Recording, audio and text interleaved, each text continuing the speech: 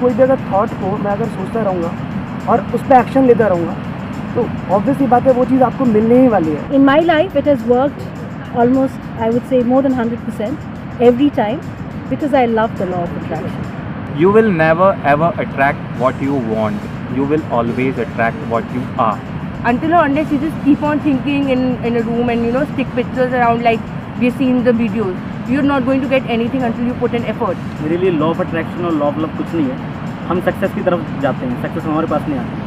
For me, law of attraction has always worked. If I want something and if I'm passionate about it and then I take actions about that and I get it. मैं मानता हूँ कि आप जो काम कर रहे हो उसको एक फीलिंग के साथ करते जाओ, मिलना होगा वो मिल जाता है, 100% मिल जाता है, मुझे मिल रहा है, आप सबको ही मिलेगा। Law of attraction is nothing but science of materialization and everything we want is just happening just because of law of attraction. जहाँ तक लॉ ऑफ अट्रैक्शन का सवाल है, मैं इसे कोई नाम नहीं देता, जो भी मुझे चाहिए अगर मैं परसिस्टेंट एफर्ट्स उस चीज़ के लिए लगाता हूँ तो वो चीज़ मुझे ज़रूर मिलेगी।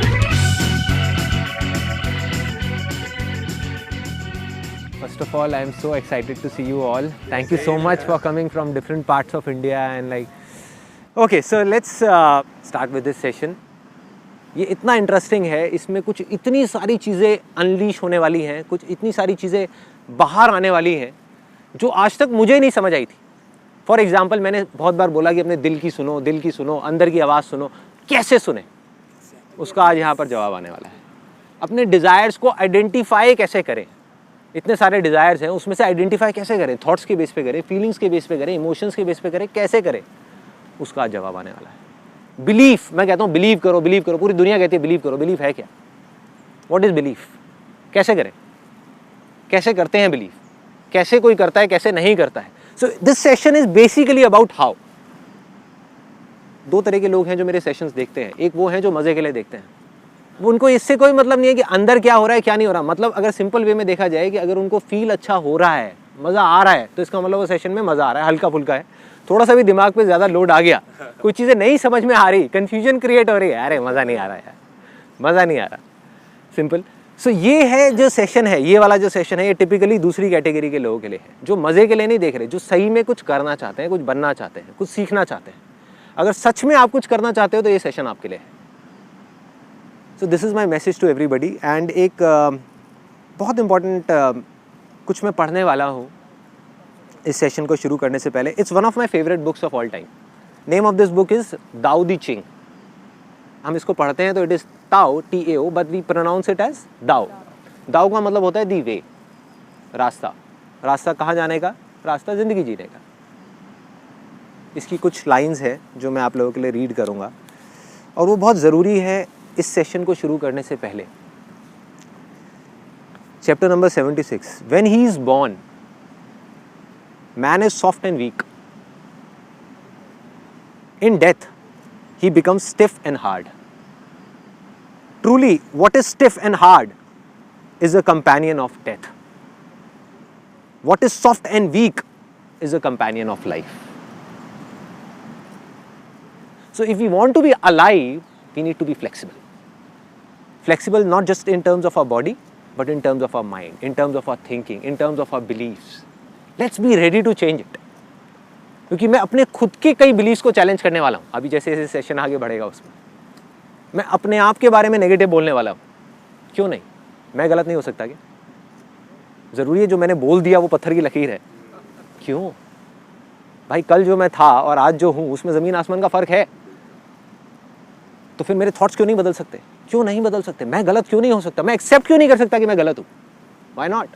तो इसी तरीके से जो भी आप इस सेशन को देख रहे हो, चाहे यहाँ पे देख रहे हो, चाहे वीडियो में देख रहे हो, try to be as soft as possible in terms of thinking. उसके बाद में चाहे तो हार्ड हो जाना, आइडियली नहीं होना चाहिए, चाहे तो हो जाना, बट अभी खुले दिमाग से सिर्फ समझने की कोशिश करो कि मैं जो बोलने वाला हूँ, जो मैं एक्सप्रेस करने वाला हूँ, कुछ चीज़ें हैं जो मैंने बहुत अपने डीपर लेवल ऑफ एग्जिस्टेंस पे फील करी है, रियलाइज़ करी है, एक्सपीरियंस करी है, जिसको मैं आप लोगों के साथ में अभी शेयर करने वाला हूँ। अब एक छोटा सा कन्फेशन। अनस्टॉपेबल सेशन को देख करके कुछ लोगों को ये लगा है कि मैं लॉ ऑफ अट्रैक्शन का मजाक उड़ा रहा हूँ। लगा है ना? सो अब अगर आप ध्यान से देखोगे उस सेशन को, तो मैंने उनका मजाक नहीं उड़ाया, कुछ बातों का मजाक उड़ाया है, और अगर किसी इंसान का मजाक उड़ाया तो खुद का उड़ाया। क्यों? क्योंकि मैं पास्ट में, आप में से कुछ लोगों को शायद पता भी नहीं होगा, मैं बता देता हूँ कि जब मैंने लाइफ चेंजिंग सेमिनार्स करने शुरू करे थे तो सेशन के एंड में मैं एक प्रिंट आउट देता था सबको, और उस प्रिंट आउट में सबसे ऊपर एक बुक का नाम लिखा होता था, recommended, strongly recommended by Sandeep Maheshwari, the secret, law of attraction, simple. So मैं खुद स्ट्रांगली उसमें बिलीव करता था। उसके अलावा इल्यूजन टू रियलिटी वाला जो मेरा सेशन था, उसमें मैंने आगे जाकर के जो डिटेल में एक्सप्लेनेशन दिया वो तो ठीक था, उसमें तो फोकस किया काम पे, 32 बार चबाने पे, जो मैं कहता हूँ कि काम पे फोकस करो बजाय कि किसी सपने पे फोकस करने के। लेकिन शुरू में जो मैंने 3 एग्जांपल्स दिए थे, जो लोगों को बोला था कि आप इमेजिन करो कि आपका एक 1 BHK फ्लैट है, वो आपको मिल गया है, इमेजिन करो कि आप एक फॉरेन टूर पे चले गए हो, इमेजिन करो कि आपका एक बिजनेस है, आप वहाँ पर बैठे हुए हो और आप सोचने लग गए तो अपने आप सच हो जाएगा, आपको कुछ करना नहीं पड़ेगा। ये क्या था? लॉ ऑफ अट्रैक्शन था। मतलब मैं खुद उसको मानता था, ऐसा नहीं है कि मैं नहीं मानता था। तो और ये बात कोई बहुत ज़्यादा पुरानी नहीं है, मे बी 5-6 महीने हुए होंगे इस बात को। और अगर आप एक और चीज़ को नोट करोगे तो मैंने आज तक अपने किसी भी सेशन में किसी के बारे में भी, चाहे लॉ ऑफ अट्रैक्शन हो, चाहे ये हो वो, किसी के बारे में कभी नेगेटिव नहीं बोला। तो मैं क्यों नेगेटिव बोल रहा हूँ लॉ ऑफ अट्रैक्शन के बारे में? क्यों बोल रहा हूँ? कोई ना कोई वजह है, और वो वजह क्या है मैं आपको बता देता हूँ। मैं अपने एक दोस्त से मिला जिसने आकर के मुझे बहुत थैंक्स किया, मतलब दैट गाय, उसने आकर के मुझे बोला कि संदीप भाई तेरी वजह से मज़ा आ गया और मैं गोवा फ्री में घूम के आ गया अपनी फैमिली के साथ में। तो मुझे समझ नहीं आया, तो उसने फिर समझाया, कहता कि तूने मेरे को बताया था ना लॉ ऑफ अट्रैक्शन के बारे में, मैंने जा करके देखा, उसको समझा, और वहाँ पे मैं गया था गोवा में, जिस होटल में वो रुका हुआ था उसी होटल के अंदर एक कैसीनो है। कहता वहाँ पे जा करके मैंने उसको अप्लाई किया लॉ ऑफ अट्रैक्शन को, और प्रॉपर तरीके से मैंने अप्लाई किया। मैंने कहा एग्जैक्टली तूने क्या किया ज़रा बताएगा? तो रूले नाम की एक गेम होती, आप लोगों को पता है रूले? नहीं पता तो गूगल में जा करके डाल के देख लेना। उसमें बहुत सिंपल है, नंबर्स होते हैं बहुत सारे, उसमें से एक नंबर आपको चूज़ करना होता है। अगर वो नंबर आ गया तो आपको 1 का 35 मिल जाता है। आई थिंक यहाँ से सीधा वहीं की टिकट कटने वाली है गोवा की। सो सीधा 1000 रुपये आपने लगाया, 1000 रुपये का कितना हो जाएगा? 35,000। अगर नो लिमिट टेबल है, 1 लाख रुपये लगाया तो 1 लाख का कितना हो जाएगा? 35 लाख। उस बंदे ने क्या किया, अपना इसको समझ करके वीडियो को देखा और अपने लॉ ऑफ अट्रैक्शन को अप्लाई कर दिया वहाँ पे गैम्बलिंग में। कहता मैंने एक नंबर पकड़ लिया कि 0, कोई और नंबर पे मैं पैसा नहीं लगाऊंगा। बाकी लोग क्या करते हैं, चेंज करते रहते हैं नंबर बार बार। कहता मैं चेंज नहीं करूँगा, सिर्फ 0 पे पैसा लगाऊंगा। उसने अपनी टेक्निक निकाली कैसीनो में जीतने की, जुए में जीतने की। उसने 0 पे पैसा लगाया। कहता मैंने एक बार लगाया, लेकिन अपनी लॉ ऑफ अट्रैक्शन की पूरी पावर को मैंने लगा दिया कि 0 आएगा आएगा आएगा आएगा आएगा। कहता एक बार लगाया नहीं आया, 2 बार लगाया नहीं आया, 4 बार लगाया नहीं आया, 10 बार लगाया नहीं आया। कहता 15वीं बार आ गया। मतलब मैंने 15,000 रुपये गंवाए और 35,000 रुपये कमाए। क्लियर है यहाँ तक? यहाँ तक क्लियर है? कहता फिर मैंने दोबारा शुरू किया और मेरा फेथ बढ़ गया, मेरा जो बिलीफ है वो बढ़ गया, वो स्ट्रांग हो गया अपनी लॉ ऑफ अट्रैक्शन की पावर्स पे कि ये काम कर रहा है। कहता मैंने दोबारा लगाना शुरू किया, नहीं आया नहीं आया नहीं आया नहीं आया, 25 बार नहीं आया, 30वीं बार 30th टाइम जा करके आ गया। कहता बस फिर तो देख, फिर तो मेरा जो बिलीफ है वो और स्ट्रांग हो गया। जैसे ही मेरा बिलीफ स्ट्रांग हुआ, जो उसके आने के चांसेस हैं वो और ज़्यादा बढ़ गए। मतलब कि 30 बार में आया, मतलब उसने 30,000 रुपये गंवाए और 35,000 रुपये कमाए। मतलब नेट अगर देखा जाए तो 5,000 रुपये का प्रॉफिट। अगली बार कहता मैंने लगाया लगाया लगाया और चौथी बार में आ गया। मतलब कि चौथी बार में 0 आ गया। और इस तरीके से करके मैंने 90,000 रुपये वहाँ पे कमा लिए। 90,000 आई हैव अर्न्ड। फिर मेरी वाइफ आई और वो मेरे को कसम दे करके वहाँ से ज़बरदस्ती ले गई कि बस कमा लिए, बहुत हो गए। अब ऐसा ना हो कि ये भी चले जाए, तो तुम चलो मेरे साथ में। And that guy was like कि संदीप अब अगली बार हम दोनों साथ में चलेंगे। हम दोनों साथ में चलेंगे और अब की बार तो मेरे को 90,000 रुपये रोक दिया, इस बार मैं कम से कम 10-15 लाख रुपए कमा करके लाऊंगा वहाँ से। This is his way of looking at things. मतलब अब उसका जो बिलीफ है वो बहुत स्ट्रांग हो गया, बहुत स्ट्रांग। मैंने उसको बोलने की कोशिश करी, मैंने कहा भाई जुए में कोई जीता है क्या आज तक? आप टेम्पररी बेसिस पे तो हरा सकते हो, एक दिन हरा सकते हो कैसीनो को, 1 साल तक आप रेगुलर खेलते रहो, आप जीत ही नहीं सकते। Because it's a law, it's law of probability, it's proven maths जिसके बेस पे कैसीनोस चल रहे हैं। और करोड़ों नहीं, अरबों नहीं, खरबों रुपए का रोज काम हो रहा है वहां पे, और एक भी आदमी जीत के नहीं निकलता। लेकिन कहता मैं जीत सकता हूँ। कहता मेरा है लॉ ऑफ अट्रैक्शन की पावर, हो सकता है किसी और की नहीं है, मेरी है, मेरी है, मुझे विश्वास है कि मैं जीतूंगा। एक जुआरी की शुरुआत ऐसे ही होती है। गैम्बलर्स कैसे बनते हैं? जो हार जाता है वो कभी जुआरी नहीं बनता, वो तो छोड़ करके गालियां दे करके बाहर चला जाता है। जो जीत जाता है वो गया, वो क्या बन गया? जुआरी बन गया, जुआरी बन गया। तो ये जो मैं सेशन कर रहा हूँ उसमें आई थिंक उसका भी एक बहुत बड़ा रोल है, बिकॉज ये मैं इनडायरेक्टली उसके लिए भी कर रहा हूँ। तो जैसे ये मेरा सेशन होगा तो यूट्यूब पे जाने से पहले मैं एक DVD बनाऊंगा, ले आ करके अपने उस फ्रेंड को दूंगा भाई एटलीस्ट देख, शायद तुझे कुछ समझ आए, शायद। बट आज उसका विश्वास पूरा है लॉ ऑफ अट्रैक्शन पे कि हर जगह पे काम करता है, काम करता है, काम करता है। लेकिन जब ये चीज़ हुई तो मैंने अपने आप से ये चीज़ समझने की कोशिश करी कि क्या सही में ऐसा हो सकता है। बिकॉज अगर सोचने से पार्किंग मिल सकती है, सोचने से ट्रैफिक चेंज हो सकता है, सोचने से इतनी सारी चीज़ें हो सकती है, गाड़ी मिल सकती है, बंगला मिल सकता है, तो एक नंबर क्यों नहीं आ सकता? अगर हम देखा जाए, जब एक गाड़ी को हम अट्रैक्ट कर सकते हैं अपनी तरफ सोचने से, अपनी अट्रैक्शन की पावर से, तो एक नंबर को क्यों नहीं अट्रैक्ट कर सकते? क्या बड़ी बात है, क्यों नहीं कर सकते? तो जब मैंने जैसे ये क्यों आया ना दिमाग के अंदर घुस गया जा करके कि भाई क्यों नहीं हो सकता, क्यों नहीं हो सकता। मतलब मैंने ये नहीं कहा था कि ये हो ही नहीं सकता, मैंने कहा कि शायद हो सकता है, शायद नहीं। चलो इसके अंदर जाते हैं, अंदर जा करके देखते हैं कि कहानी है क्या, समझ आएगी। और जैसे जैसे जैसे जैसे मैं अंदर जाता चला गया, अंदर जाता चला गया, अंदर जाता चला गया, समझने की कोशिश करी कि एग्जैक्टली हो क्या रहा है। मतलब मैं अकेला नहीं था, पूरी की पूरी दुनिया है जो आंख बंद करके, आंख पे पट्टी बांध करके सिर्फ बोल रही है कि लॉ ऑफ अट्रैक्शन काम करता है, और अपनी हर एक जगह पर उसको लगाने की कोशिश कर रही है। इनडायरेक्टली जुआरी बनते चले जा रहे हैं, जुआ खेल रहे हैं, उसमें मजा आ रहा है, कभी काम कर रहा है, कभी नहीं कर रहा है। यही तो होता है जुआ, यही होता है ना कि जुआ खेला, काम कर गया तो हाँ मेरा लॉ ऑफ अट्रैक्शन बहुत स्ट्रांग है, नहीं किया तो लक है, लक खराब है। सो अब बेसिकली क्या हो रहा था कि जैसे जैसे मैं इसके अंदर जाता चला गया तो सबसे पहली चीज़ जो मुझे समझ आई कि ये कोई लॉ नहीं है, इट्स नॉट अ लॉ। मतलब ज़बरदस्ती इसके ऊपर ठप्पा लगा दिया गया है कि इट्स अ लॉ। लॉ क्या होता है? जो साइंटिफिकली प्रूवन हो, जिसको साइंटिफिकली प्रूव किया जा सकता है। जैसे लॉ ऑफ ग्रेविटी है, लॉ ऑफ मोशन है, जिसको साइंटिफिकली एक्सप्लेन किया जा सकता है, समझाया जा सकता है, प्रूव किया जा सकता है। लॉ ऑफ अट्रैक्शन क्या है? अगर सिंपल वे में देखा जाए ये किस तरीके से काम करता है, ये माइंड के लेवल पे काम करता है। There are 3 levels of existence which are there in all the human beings. एक है हमारा फिजिकल लेवल, ये जो बॉडीज़ है हमारी। एक है फिजियोलॉजिकल लेवल, जो हमारे सेल्स हैं, टिश्यूज़ हैं, डाइजेस्टिव सिस्टम है। एक है साइकोलॉजिकल लेवल। तो ये काम करता है साइकोलॉजिकल लेवल के ऊपर, जहाँ पर हमारे थॉट्स के लेवल के ऊपर, हमारे डिज़ायर्स के लेवल के ऊपर। और बेसिकली अगर सिंपल तरीके से क्या देखा जाए, हर चीज़ की एक फ्रीक्वेंसी होती है। जितनी भी चीज़ें हम अपने आसपास में देख रहे हैं, अभी इस पत्थर को देख रहे हैं, रेत को देख रहे हैं, पानी को देख रहे हैं, पेड़ को देख रहे हैं, हम अपने आप को देख रहे हैं, अपनी बॉडीज़ को देख रहे हैं, जैकेट को देख रहे हैं, ये सब क्या है? This is nothing but energy. ये सबको पता है, सबको पता है, everything is made up of atoms, है ना। So this is energy vibrating at different frequencies, अलग अलग फ्रीक्वेंसी पे वाइब्रेट कर रही है। इसकी जो फ्रीक्वेंसी है वो अलग है, मेरी जीन्स की अलग है, इसलिए दोनों देखने में अलग लग रहे हैं। है एनर्जी, है एनर्जी, सिंपल है। तो इसी तरीके से इसकी पत्थर की अलग है, मेरी बॉडी की अलग है, सब चीज़ों की अलग है। ऐसे ही हमारे थॉट्स की एक फ्रीक्वेंसी होती है, और अलग अलग थॉट्स की अलग अलग फ्रीक्वेंसीज होती है। लेकिन क्या हम अपनी थॉट्स की फ्रीक्वेंसी को मेजर कर सकते हैं अभी आज के टाइम में? साइंटिफिकली नहीं कर सकते। अभी ऐसा कोई डिवाइस नहीं बना कि हम एग्जैक्ट बता सके कि मेरे थॉट्स की फ्रीक्वेंसी किस लेवल पे चल रही है। जब हम मेजर ही नहीं कर सकते तो जो भी कुछ है वो हाइपोथेटिकल लेवल पे है।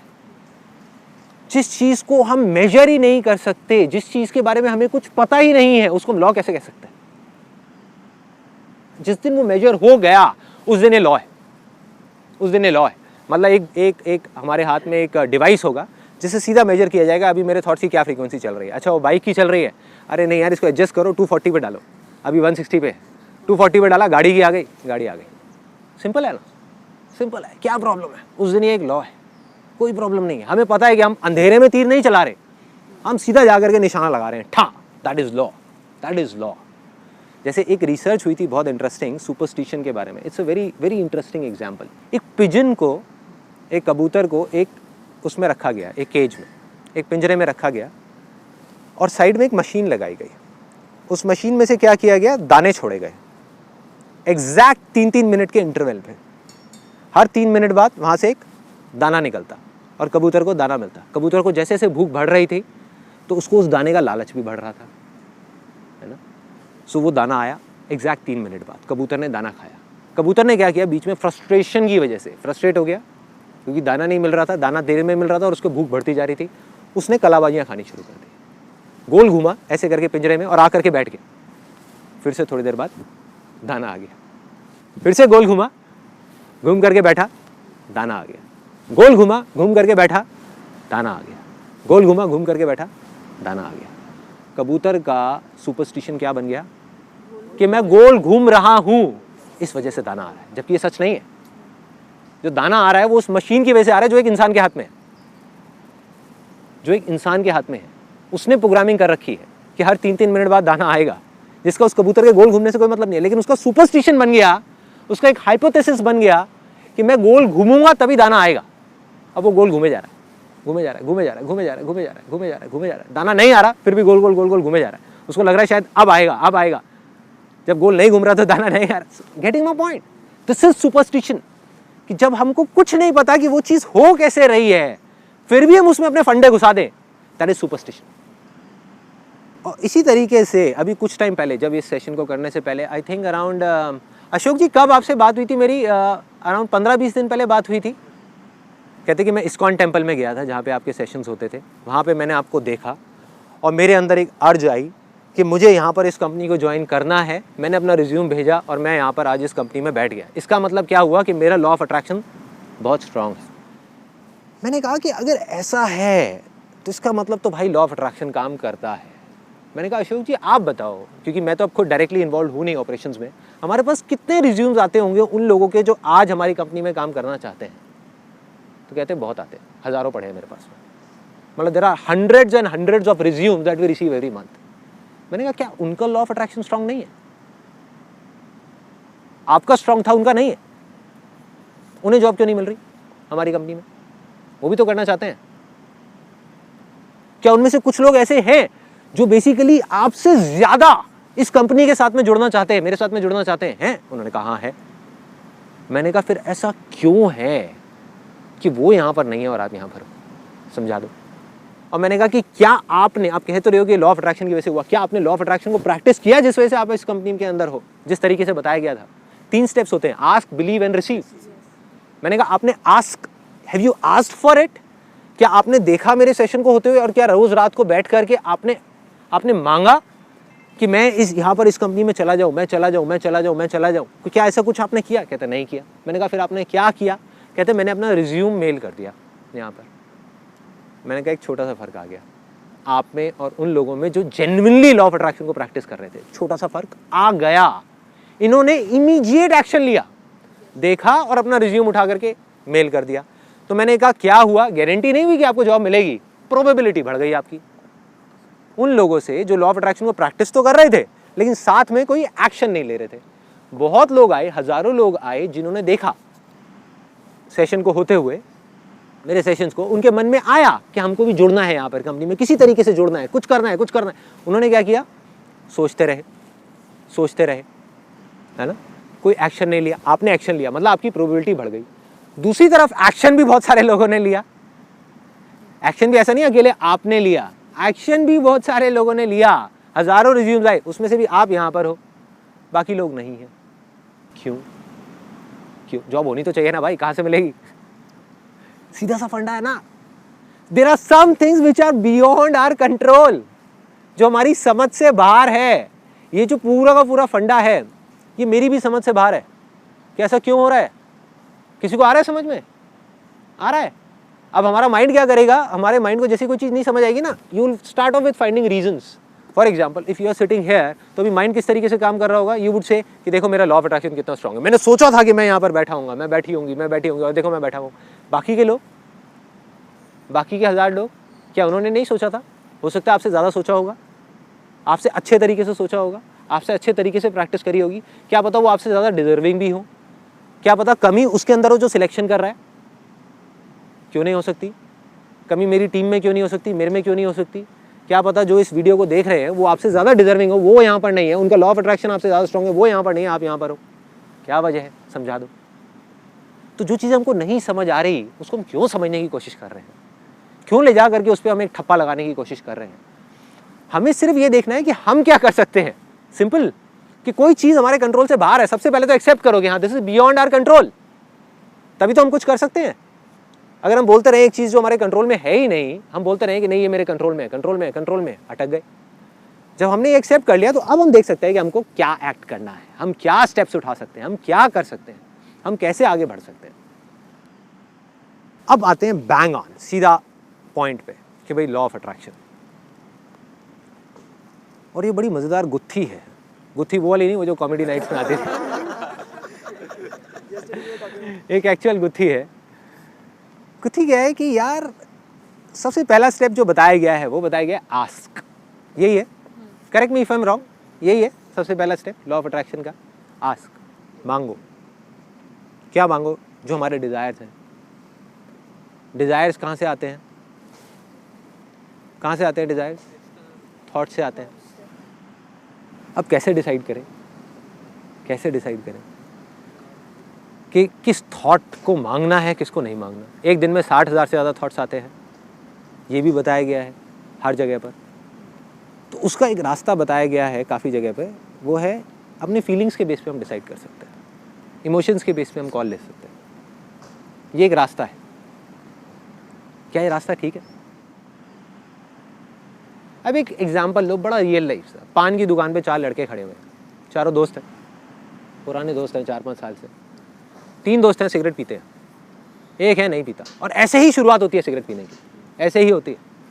एक है नहीं पीता। अब वो 3 दोस्त मिलके क्या कर रहे हैं? उस एक का मजाक उड़ा रहे हैं, कह रहे हैं कि ओले ले ले ले ले बेटा, बेटे के लिए दूध लेकर के आओ, दूध पिलाओ बेटे को, इसकी बस की नहीं है सिगरेट पीना, ये आदमी नहीं बना अभी, he is not a man, he is a baby, baby बेटे जाओ घर पे जा करके खेलो अपने टेडी बियर के साथ में, ऐसे बोल रहे हैं। तो एक दोस्त की खिंचाई हो रही है, 3 दोस्त बैठ करके हंस रहे हैं, मजाक उड़ा रहे हैं, मजे मार रहे हैं। उसको कैसी फीलिंग हो रही है? उस एक लड़के को गंदी फीलिंग हो रही है, गंदी फील होगी ना। अपने आप को सिचुएशन में डाल करके देखो कि आपके दोस्त, और यही 3 दोस्त हैं उसकी लाइफ में, और कोई है ही नहीं, कोई चौथा दोस्त नहीं है, कि वो सब मिल करके उसका मजाक उड़ा रहे हैं, बुरे तरीके से मजाक उड़ा रहे हैं। तो उसको गंदी गंदी फीलिंग्स हो रही हैं और वो किसी तरीके से अपने आप को रोकने की कोशिश कर रहा है। अच्छी फीलिंग के लिए उसको क्या करना है? सिगरेट लेनी है, जलानी है, पीनी है। Now he will be a part of the gang.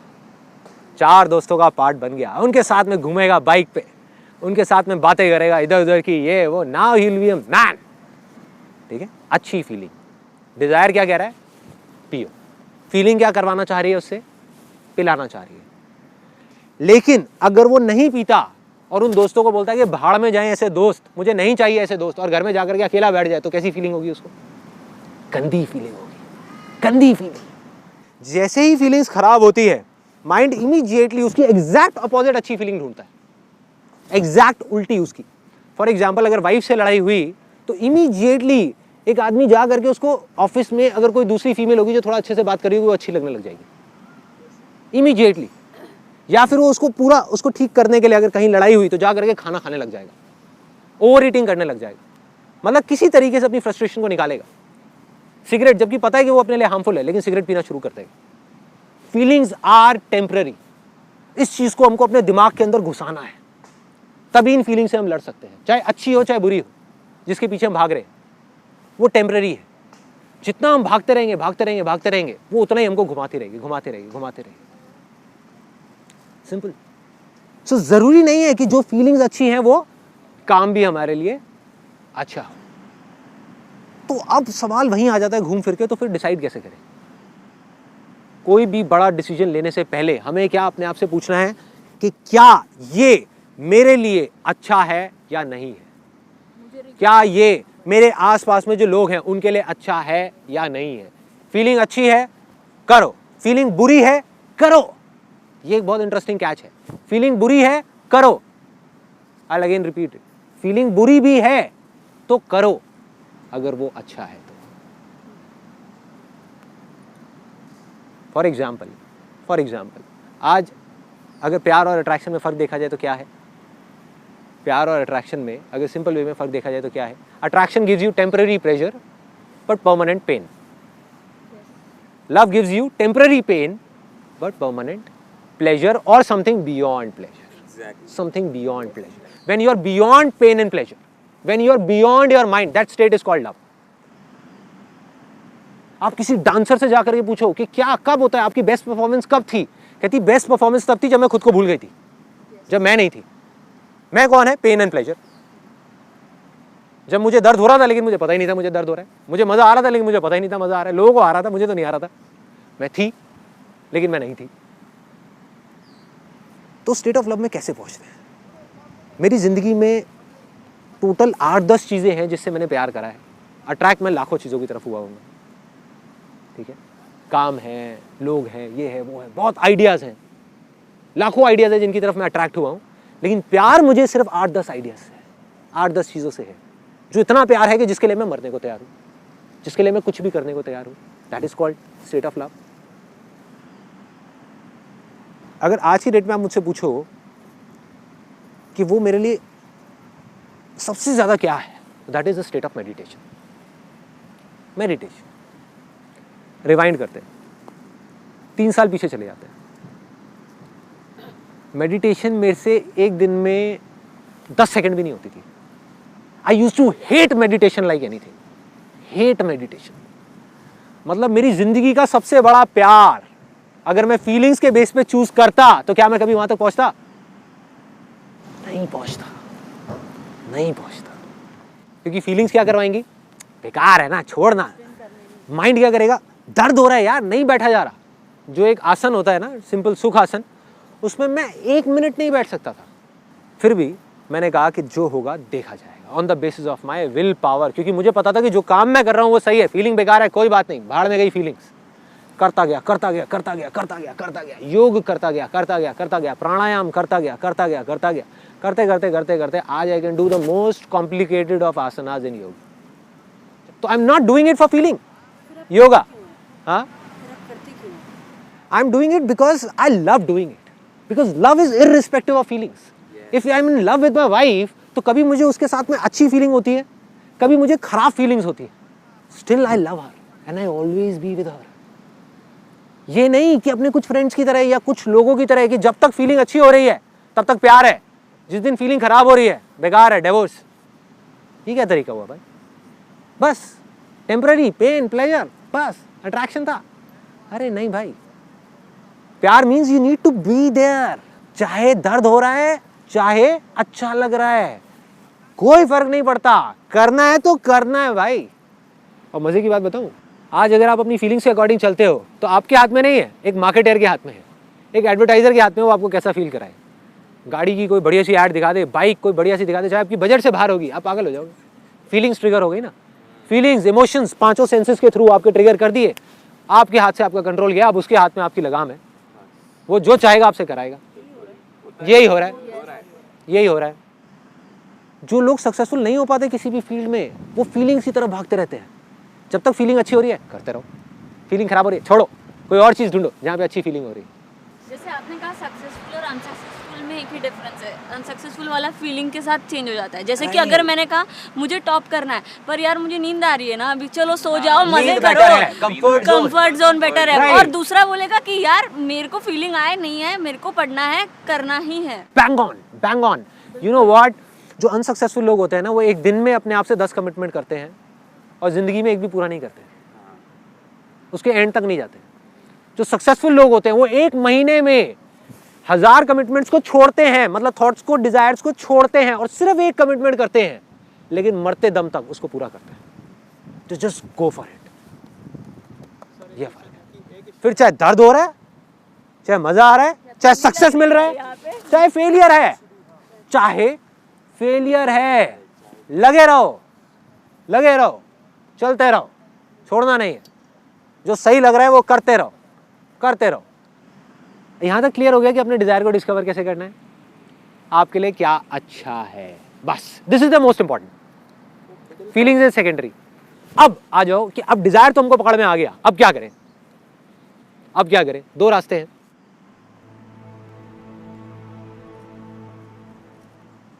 एक तो है कि मांगो, या अपने दिमाग में बिठाओ कि ये चीज़ चाहिए, ये चीज़ चाहिए, ये चीज़ चाहिए। लेकिन क्या मांगने से मिलता है? जैसे लोग भगवान से मांगते हैं ना, भगवान क्या है? CEO है। मान लो एक एग्जांपल है, भगवान CEO है, ये पूरी की पूरी एक कंपनी है, ये दुनिया में जितने भी लोग हैं हम सब उस भगवान के एम्प्लॉयज़ हैं। एम्प्लॉयज़ तो मांगेंगे ही, कोई डाउट ही नहीं। लेकिन जो CEO है वो उन 100 एम्प्लॉयज़ में से किसको प्रमोशन देगा?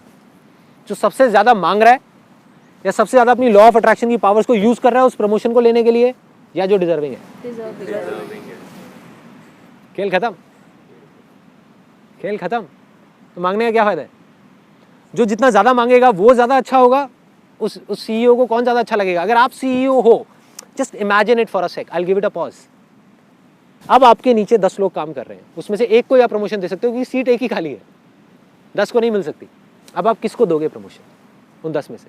जो सबसे ज़्यादा आपको मांगता है, जो रोज़ आ करके थोड़ी थोड़ी देर में बोलता है यार देख लेना ज़रा ना, कुछ कर देना इस बार का जो प्रमोशन है मेरा, आप कर देना ये वो करके, उसको दोगे? या वो जो मांगता ही नहीं है आपसे लेकिन अपने काम पे ध्यान देता है, काम पे? और ये बात है आपकी, जबकि आप और मैं, हम इतने फेयर नहीं हैं। वो तो बिल्कुल फेयर है ना यार, वो गलत कैसे कर सकता है? वो गलत आदमी को प्रमोशन कैसे दे सकता है? वो तो सही को ही देगा ना, वो तो डिजर्विंग को ही देगा। तो करना क्या है? अपने आप को डिजर्विंग बनाना है। लॉ ऑफ अट्रैक्शन क्या कहता है? कई बुक्स में भी लिखा हुआ है। इनफैक्ट लॉ ऑफ अट्रैक्शन के बारे में जो लोग बात कर रहे हैं वो भी यही बोल रहे हैं, डेफिनेशन सही दे रहे हैं, एग्जाम्पल्स गलत दे रहे हैं। क्या बोलते हैं? You do not get what you want, you get what you are. जो आपने भी शायद बोला है अपनी वीडियो में, right? You get what you are, जो आप हो। और आप कौन हो? आप आपके बिलीफ्स हो, राइट? जब तक आपके बिलीफ्स नहीं बदलेंगे तब तक कुछ नहीं बदलने वाला। आप मांगते रहो, और मांगने से अगर बिलीफ्स बदलते तो इस दुनिया के सबसे स्ट्रांग बिलीफ भिखारी के होते। सबसे ज्यादा वो मांगता है, मांगता है ना, कुछ मिलता है क्या? नहीं। तो क्या करें? सिर्फ एक रास्ता है, अपने आप को डिजर्विंग बनाएं। फोकस कहां डालना है? मांगने पे नहीं, अपने आप को बदलने में। अपनी लाइफ की सिचुएशंस को नहीं, लोगों को नहीं, दुनिया को नहीं, खुद को बदलने में, खुद को डिजर्विंग बनाना है, राइट? एक बार आप डिजर्विंग बन गए, क्या जरूरत है किसी से भीख मांगने की? क्या जरूरत है भिखारियों की तरह, भगवान ये दे दे वो दे दे? क्यों चाहिए? क्यों मांगना है? बल्कि दूसरे वे में एक तरफ बात करी जा रही है, देखो कितना कॉन्ट्राडिक्टरी है लॉ ऑफ अट्रैक्शन में जो बात की जा रही है। एक तरफ बात करी जा रही है ग्रैटिट्यूड की, एक तरफ बात करी जा रही है मांगने की। Both of these things are poles apart. If you really have gratitude in your heart, compassion in your heart, तो आप क्यों मांगोगे उससे कुछ? बल्कि वो आपको दर्द भी देगा, तब भी आप उसको थैंक्स करोगे। आप कहोगे अच्छा है यार, तूने कुछ सोच के ही दिया होगा। पैसा देगा तो भी, नहीं देगा तो भी, पैसा खत्म कर देगा तो भी, नहीं करेगा तो भी। That is gratitude. Real gratitude means just let it be. इसका मतलब ये नहीं कि ग्रोथ ही रोक दें। आई एम नॉट टॉकिंग अबाउट कि हम ग्रो ना करें, बिकॉज ग्रोथ ही लाइफ है, लेकिन मांगना जिंदगी नहीं है। ग्रोथ और मांगना दो अलग अलग चीजें। मैं ये नहीं कह रहा कि आप ग्रो मत करो, या आपको गाड़ियां नहीं मिलेंगी, बंगले नहीं मिलेंगे, सब कुछ मिलेगा, सब कुछ मिलेगा, लेकिन मांगने से नहीं मिलेगा। मांगते रहो। कंपनी में जो एम्प्लॉइज मांग रहे हैं उनको मांगने से नहीं मिलेगी प्रमोशन, जो डिजर्व करेगा उसको मिलेगी। डिजर्विंग कैसे बनाएं? अपने बिलीफ्स को चेंज करके। सेकंड स्टेप,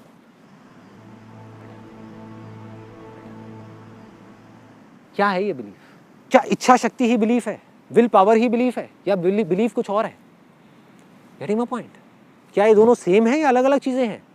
एक विल पावर है एक इंसान की कि मुझे ये काम को करना है और मैं किसी भी हालत में करके रहूंगा, क्या यही बिलीफ है या बिलीफ कुछ और है?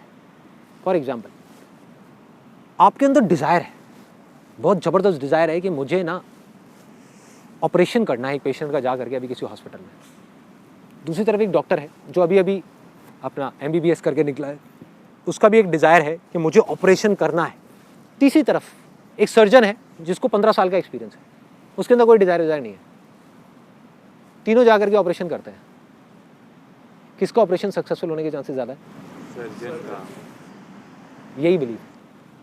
बिलीफ इज नथिंग, इतना हुआ है बिलीफ बिलीफ बिलीफ। क्या है belief? Belief is knowledge and experience, बस, और कुछ नहीं है बिलीफ। लोग कहते हैं ना विश्वास करो विश्वास करो विश्वास करो। किस पे विश्वास करें भाई? भगवान पे विश्वास करें? एक्सपीरियंस किया कभी भगवान को? तो कैसे विश्वास करें? एक्सपीरियंस कर लिया तो नहीं भी कहोगे तो विश्वास हो जाएगा। आई बिलीव इन देम, ठीक है, ये डिफरेंस है। जिस भी चीज़ की आपको नॉलेज होती चली जाती है, तो जितनी होती चली जाती है, जितना एक्सपीरियंस होता चला जाता है, आपका बिलीफ उतना ही स्ट्रांग होता चला जाता है। आज यहाँ पर for example Vikas is there, like say who is the creative head in our company, जिसको इतने सालों का एक्सपीरियंस है, हज़ारों शूट्स कर चुका है अच्छे से अच्छे लेवल के, वो फोटोग्राफी करे। और एक ऐसा लड़का जिसकी अभी आप बात कर रहे थे कि वो पढ़ाई छोड़ करके और कैमरा ले करके बोलता है कि मैं इससे अच्छी फोटोग्राफी कर दूंगा फोटो को देख करके, इसमें क्या बड़ी बात है? कह तो देगा, लेकिन जब करने की बारी आएगी ना, यहाँ पे 2 दिन में वो बाहर है हमारी कंपनी से। He will not get what he want, he will get what he is। वो कौन है? वो कौन है? उसका बिलीफ। उसका बिलीफ क्या है कि वो एक फोटोग्राफर है ही नहीं, वो फोटोग्राफर बनना चाहता है। बट अगर वो सच में फोटोग्राफर बनना चाहता है तो उसको अपना बिलीफ स्ट्रांग करना होगा। बिलीफ कैसे स्ट्रांग होगा? नॉलेज एंड एक्सपीरियंस से। कोर्स करना पड़ेगा, समझना पड़ेगा।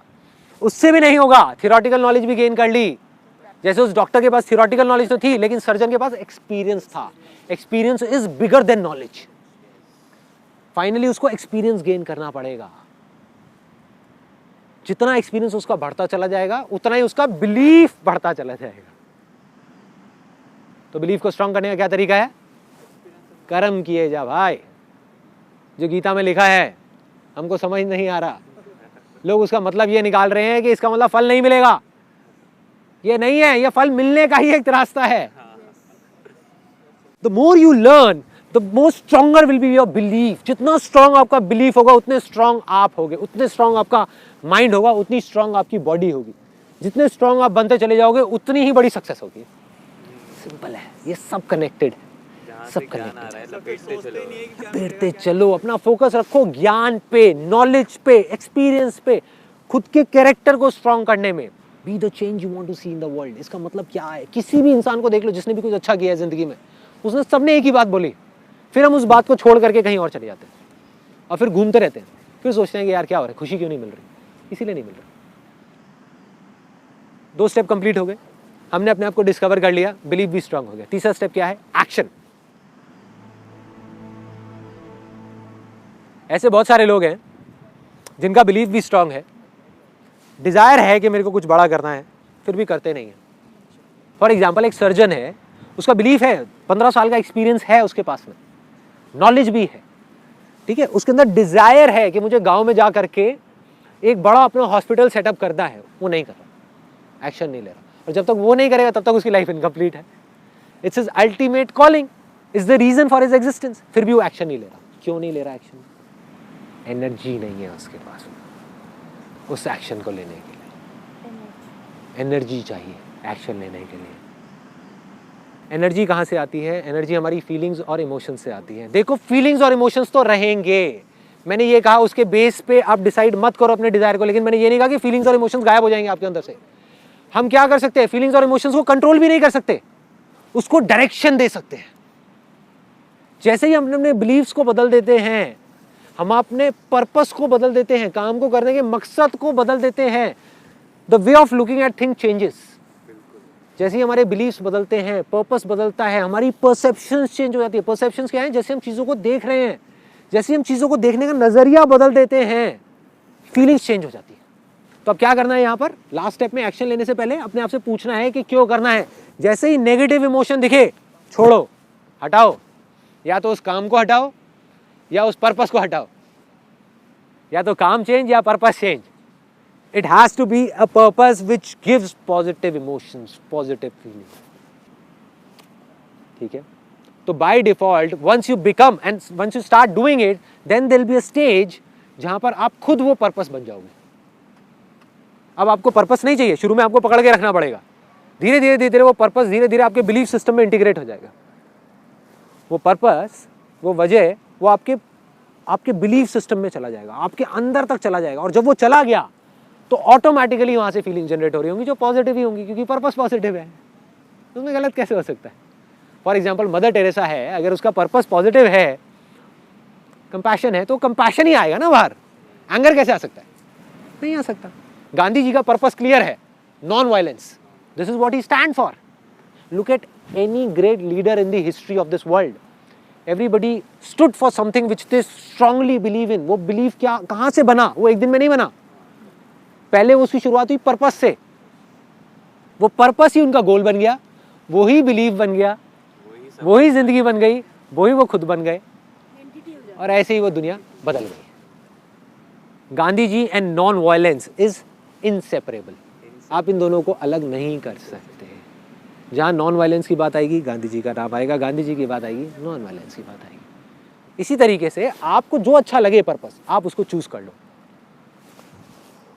उसको पकड़ करके रखो रखो रखो रखो, धीरे धीरे धीरे धीरे वो बिलीव बनता चला जाएगा। और जितना स्ट्रॉन्ग बिलीफ उतने ही तगड़े एक्शंस, उतने ही बड़े लेवल पे, उतनी ही एनर्जी के साथ। If your purpose becomes your belief, then your body and mind will follow. वो पर्पस, वो बिलीफ आपकी बॉडी से, आपके माइंड से ऐसे ऐसे काम कराएगा, आप हिल जाओगे देख करके। आप कहोगे भाई ये हो क्या रहा है। और अगर वो पर्पस नेगेटिव हुआ तब भी वो आपसे ऐसे ऐसे काम कराएगा कि और लोग भी और आप खुद भी देख करके हिल जाओगे कि ये कर क्या रहा है, ये कर क्या रहा है। राइट? आपकी फोटोग्राफ आ गई, आपने नाम बोला उसामा बिन लादेन। ढूंढ तो आएंगे आपके पास। मॉडल जैसे फेम को पर्पस रख के कर रहा है काम, तो इज इट अटक गया। Fame is temporary, fame is temporary because fame आज है कल नहीं है। और देखो कोई भी टेम्पररी पर्पस आप पकड़ते हो, फेम के साथ में क्या आएगा, ग्रीड आएगा। मतलब मुझे फेम मिल जाए। फेम क्या है, मतलब किसी और से मेरा ज्यादा नाम है, उसी को फेम बोलते हैं ना। तो अगर किसी और का आपसे ज्यादा फेम आ गया तो क्या आएगा, जेलसी आ जाएगी। जिसका कम होगा आपसे नाम, उसका क्या आएगा, कितना बेकार आदमी है, ये तो कुछ नहीं, 2 कौड़ी का है मेरे सामने। ऐसे ही होता है। जिसके पास में पैसा ज्यादा होता है वो अपने से नीचे वालों को बेवकूफ समझते हैं, ऊपर वाले के आगे ऐसे ऐसे करके घूमते हैं। क्यों कर रहे हैं? We are what we believe in. और हम अगर फीलिंग्स के थ्रू उसको चेंज करने की कोशिश कर रहे हैं तो फीलिंग्स कुछ नहीं है हमारे, it is manifestation of our existing beliefs. जो हमारे एग्जिस्टिंग बिलीव्स हैं उसी के अकॉर्डिंग फीलिंग्स हो रही हैं। तो अगर आपको अपनी जिंदगी में कुछ भी बदलना है तो फीलिंग्स के अकॉर्डिंग अगर आप चले तो कुछ नहीं बदलने वाला, आपको बिलीव्स को बदलना है। बिलीव्स को बदला फीलिंग्स बदलेंगे, फीलिंग्स बदला इमोशंस बदलेंगे, इमोशंस बदला एनर्जी बदलेगी, एनर्जी बदली आप बदलोगे, आप बदले दुनिया बदलेगी, दुनिया बदलेगी सब कुछ बदलेगा, सब कुछ बदल जाएगा। Now comes the last. सब कुछ हो गया, एक्शन तक समझ आ गया। एक्शन कैसे लेना है, एक्शन कहाँ से आएगा? एक्शन आता है इमोशन से, फीलिंग्स से। फीलिंग्स कहाँ से आती है? पर्पस से। पर्पस या तो खुद बनेगा गोल के थ्रू, या आप पर्पस बनाओगे उसके अकॉर्डिंग गोल्स बनाओगे। दोनों में थोड़ा सा फर्क है। गोल के according purpose taken for granted. अरे पर्पस है नहीं है, क्या फर्क पड़ता है, काम तो हो रहा है ना, पैसा तो आ रहा है ना, चलता है।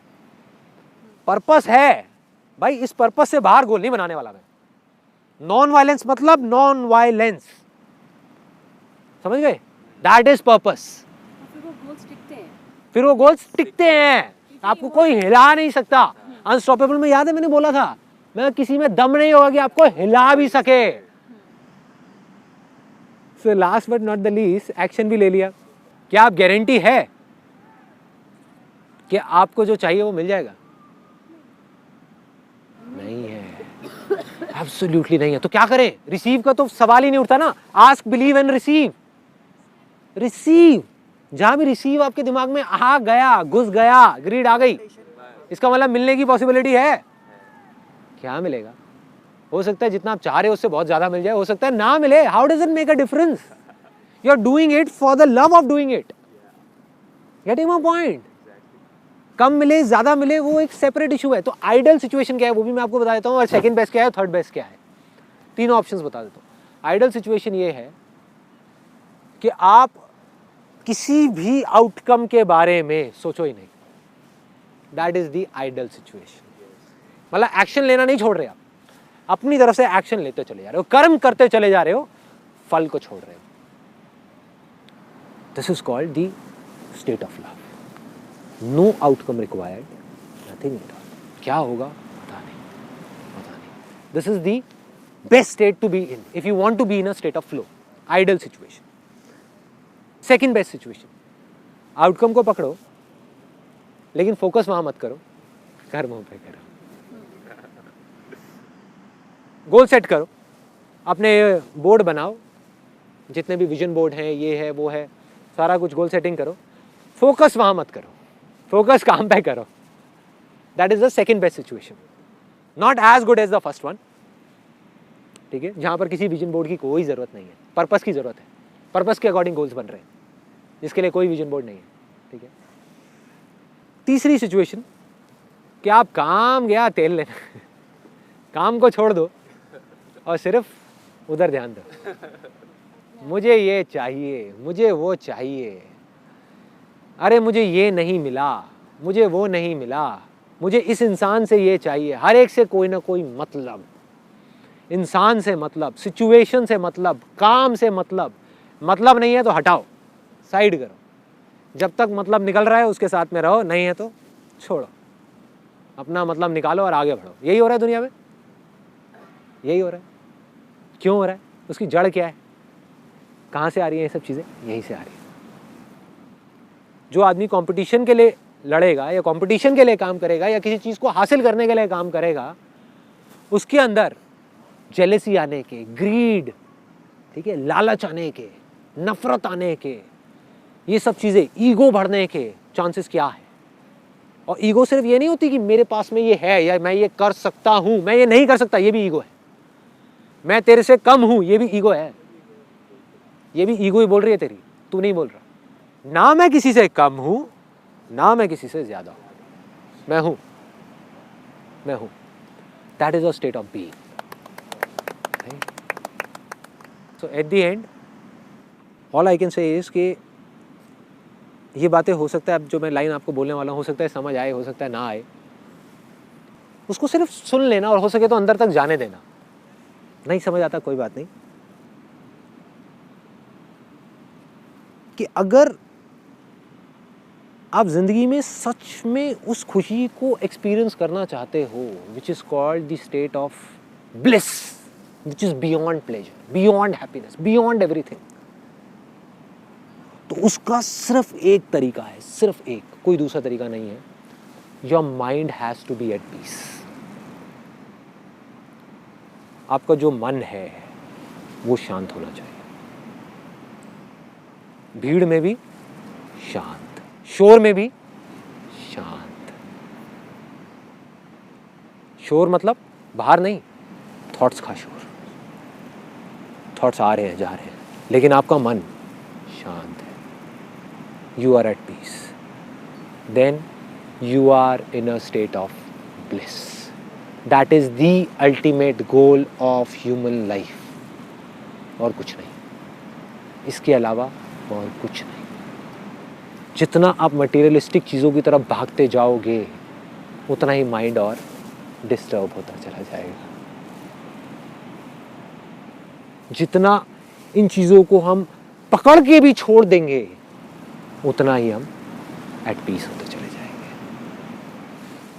सब कुछ आने दो, एक्सेप्ट ग्रेसफुली। लास्ट स्टेप जिसकी मैं बात कर रहा हूं, 3 स्टेप कौन से थे? Desire, belief and action, then comes the last step which is accept. चाहे सक्सेस हो या फेलियर हो, एक्सेप्ट करो। खुशी हो या दुख हो, एक्सेप्ट करो। फीलिंग अच्छी हो या बुरी हो, एक्सेप्ट करो। आगे बढ़ते रहो और उसे छोड़ते जाओ, और उसे छोड़ते जाओ। चाहे सक्सेस मिले या फेलियर मिले, उसे छोड़ते जाओ।